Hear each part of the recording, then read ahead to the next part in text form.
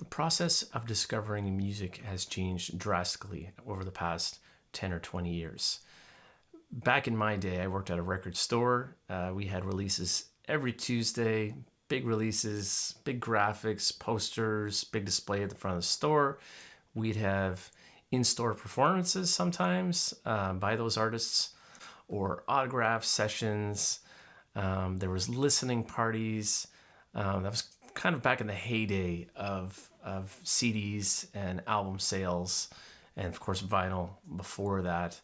And that kind of gave way to, of course, Napster and the internet, and then SoundCloud was big for a long time. YouTube was kind of taking that over.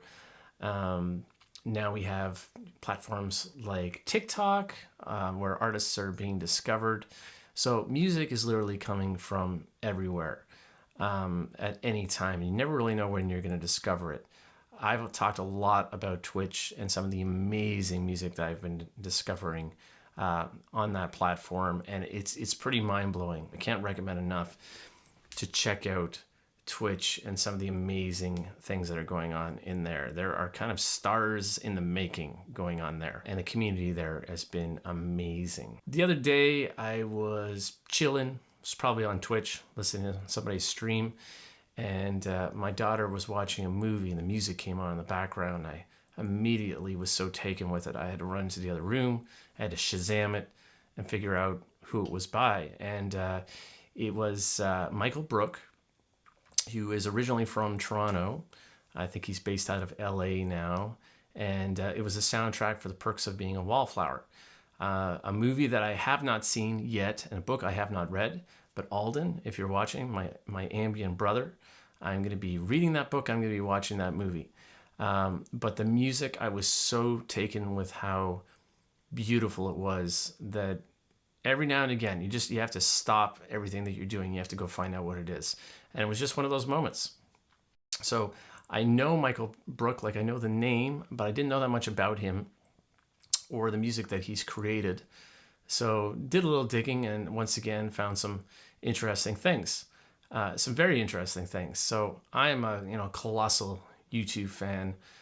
I am a colossal fan of Daniel Lanois, both as a music producer and for his own music. He's produced some of my favorite albums of all time. Looking at it right back there, Peter Gabriel, the work he's done with him, the work he's done with U2, and of course Brian Eno is in that mix once again. And now when I was listening to Michael Brook and I was listening to the soundtrack, I wasn't thinking about Brian Eno in any way, but there's something in there, I guess, maybe some kind of, blueprint of the sparseness of the music that was in there somewhere. So what do I find out? I find out that Michael Brook, well, yeah, he hung out with these guys. He worked with these guys. He collaborated with these guys. He collaborated with Brian Eno. He collaborated with The Edge.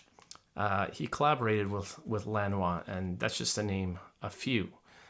And he is also the inventor of the infinite guitar, which I don't know how many of those were made, but I know that at least one or two of them were made, and The Edge used it on the recording With or Without You. Again, I did not know this. So that being said, I was so inspired by the soundtrack, by the music, that in my Twitch stream, I think it was starting to kind of, as I was live looping, some of that was kind of coming out. So I came up with a really good loop, and sometimes what happens, anyone who's looping and performing live knows that you come up with like a good idea and then it's just gone. You've looped with it and you've played it for a while, half an hour, 45 minutes, and then it's just gone. You hit erase and it's gone forever. Luckily, Twitch archives those performances. So I went back and I listened to it and I tried to kind of recreate it in Logic. So this is a composition that is inspired by the music that I heard from that film. Some viewers have said, well, Dan, you're not an ambient artist. Your music is not ambient. So let me preface that by saying that it is ambient influenced, okay? It is cinematic music that is heavily influenced by ambient music, okay? Hopefully that'll make everybody happy. So we're gonna do a little walkthrough of the composition and talk about how I put it together. And if you're not familiar with Michael Brook, check out his stuff. Just the music from that film just literally kind of transported me to another realm. It really is quite beautiful. So check it out, my friends. Let's get to it. All right, here we go, friends. Let's check this out. So once again, very, very minimal track. I'm just noticing that I misnamed this. Gotta fix that up. So once again, we start with Noir piano. Why? Because I'm a piano player. That's why. That's how we're gonna roll. Okay, just, stick with your strengths. Stick with what you do best, what you know the best. So we have 3 instances of Noir piano. Okay, but the original loop is based around the Particles engine. I've done this for other tracks. It's different every time. I think that's why I like it so much. And, just tweak with all these settings, with the variations, with the mode, with the mix between the pure sound and the Particles engine. The sounds category over here, the timbre, reverb, tons of reverb as usual, and color a little bit more on the softer side of the sound. And so the whole track kind of started with this. And this is one of my favorite things to do. I love having rhythmic textures that are not necessarily made by rhythm instruments. Just something different is how I like to do it. So let's listen to the first track. We got some automation sneaking in here, just a little fade in.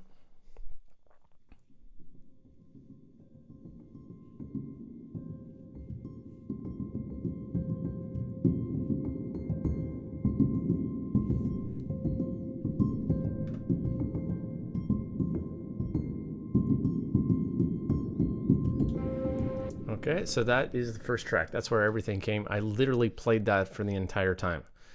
I held it down because I think the way the Particles engine works, and I could be wrong, is that it's kind of like a randomized kind of thing. So if you loop that, you just take a small thing and you loop it over and over again, you're going to keep hearing the same thing. But I think with the Particles engine, just letting it do its thing, you're going to hear little differences.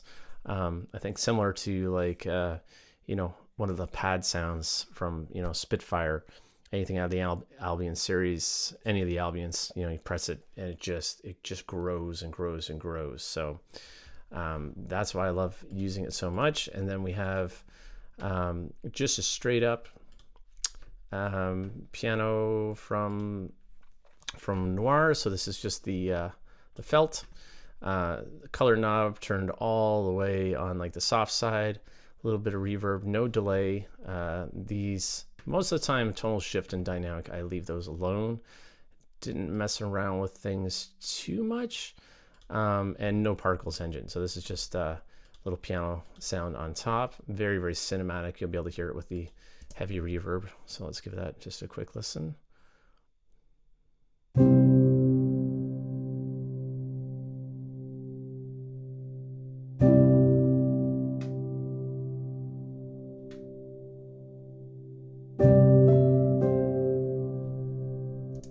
Very, very spacious, very, very open. Played live. This is one take. There's no quantizing, no fixing anything live. Trying to recapture what I had done in my original loop.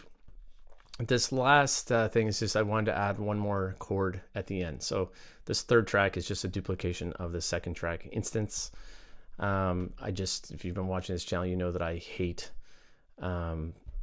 overlapping things on the same track. So if you have a system that can handle throwing a bunch of tracks in it, I'd rather just duplicate it and put it on a completely separate thing. So you're probably used to me doing that. I know that it's not as efficient to do it that way, but yeah, that's how I roll.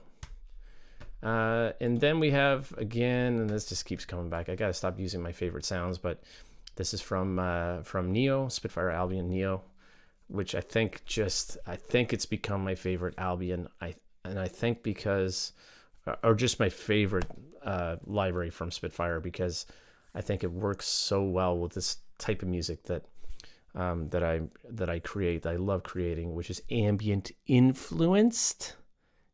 influenced in quotations. Call it cinematic, whatever. I really don't care what you call it, to be honest with you. As long as you enjoy it, doesn't matter to me what you call it at all. So let's listen to this. I think we got some automation going on. Yeah, I'm sneaking in again, so let's check this out.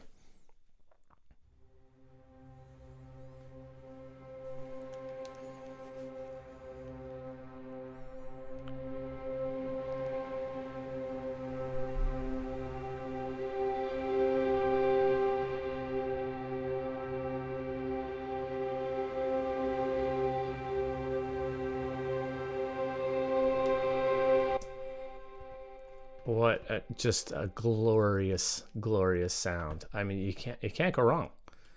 You can't go wrong with that sound. I mean, it's like if the gates of heaven opened up, Neo cassette tape, that's what we'll be playing. Oh, look at this. I got NEP. I got something called NEP. Obviously, I have to work on my spelling.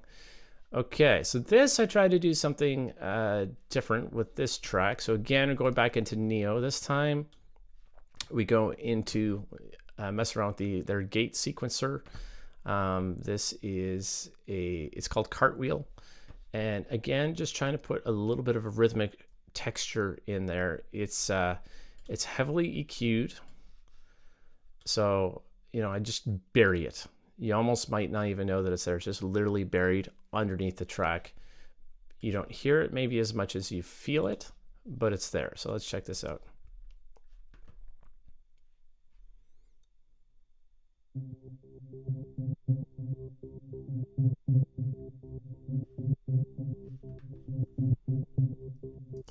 So that's what you might call like a, you know, like the sweetener, adding a little sweetener under there. But it's all about layers, trying to add some depth. And it's literally, that's all it's doing. It's just the same loop playing over and over again, but mixed way down low. So you probably need headphones maybe to listen to it. And then this has got Neo written all over it. So we go with into the orchestral sounds. We're in the strings A patch, super sol tasto concertino. And I tend to use, it's interesting because in the movie, which this was inspired by, which The Perks of Being a Wallflower, the string sounds to me sound very, very up close. So you would think that I would go like with the close kind of sounds, which I could have. But again, I'm not trying to recreate or steal from the soundtrack. It's inspired by. So I tend to use more of the kind of far kind of sounds, heavy on the reverb. Dynamics and expression was programmed once, as usual, after I recorded it. So let's check this out. I think we got, no, just some automation at the end. Okay, we'll listen to this.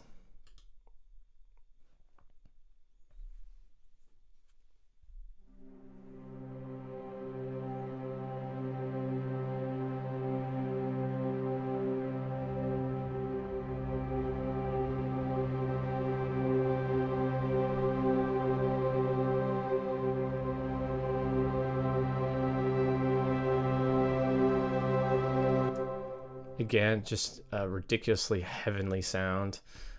Layered on top of that, and I brought it in towards the end of the track, was also strings A. This time we got the long sol tasto. Processed very much the same way. Same thing, dynamics and expression controlled or programmed after the fact. Let's listen to that. This comes in at the end because I try to build my tracks, so it changes, it evolves.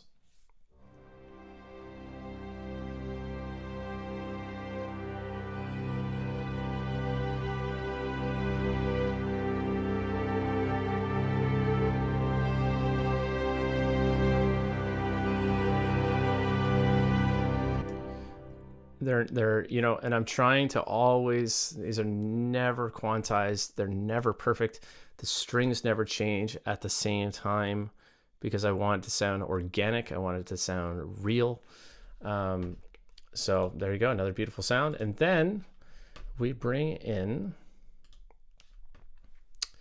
I think I mislabeled this actually, which I tend to do. Yeah, I lied. This is actually strings B. Okay, just to bring in something different. So let's relabel that strings B. Okay, and we get the long sol tasto. Okay, so it's fun to mess around with the A and the B sections of NEO. I don't quite know how exactly they were recorded and programmed. All I know is that it works really well to mix them at different points. Long sol tasto. Okay, look at the spelling mistakes on here. Loing. Boy, that's off, man. Okay, let's check this out.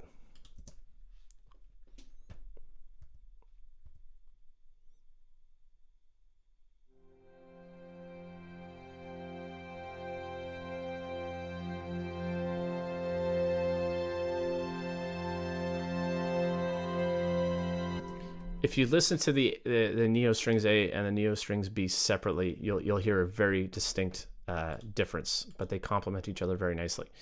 And then lastly, I just wanted to add a little bit more at the end.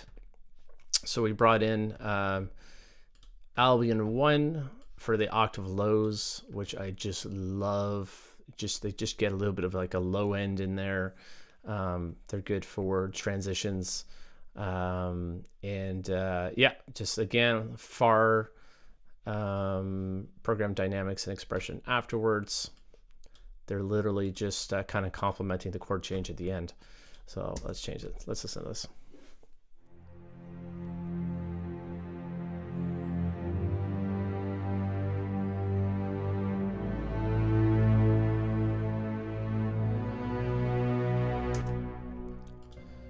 Boy, Beethoven would be blown away, right, by the by the technicality that's going on. But again, this is the type of music that I do. It's more about a feeling. I could play piano. I could play piano pretty damn well, but it's not what composing's all about. And really, who cares? Who cares how well I can play or how well any musician can play? It does not matter. What can you do with one note? What can you make?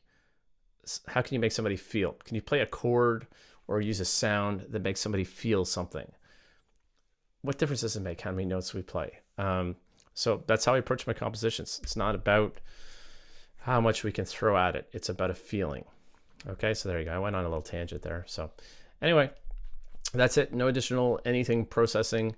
Just a limiter on the end, just to get a little gain.